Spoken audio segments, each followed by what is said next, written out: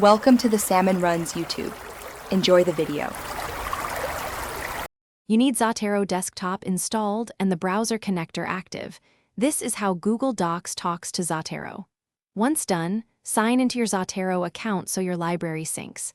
Make sure the Zotero app is running in the background while you work. Now open a Google Docs document and give it focus. Keep your browser connector enabled. This quick start gets the connection ready. Next, you'll add citations inside the document using the Zotero menu and toolbar controls. Click the Zotero menu or toolbar button inside Google Docs. Choose Insert Citation to place an in-text reference. First, pick your citation style, APA, MLA, Chicago, because that controls formatting consistently.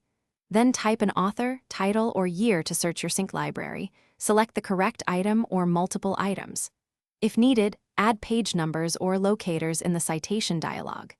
Confirm, and Zotero injects the citation where your cursor was. This method keeps when you're ready, use Insert Bibliography to generate a formatted reference list at the cursor. Zotero builds and links it automatically. If you switch citation styles later, open Document Preferences in the Zotero menu and change style.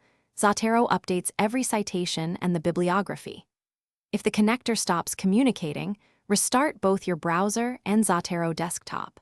Also check browser extension permissions and that the connector is the latest version. One key tip: if citations appear as plain text, try refresh from the Zotero menu to relink them.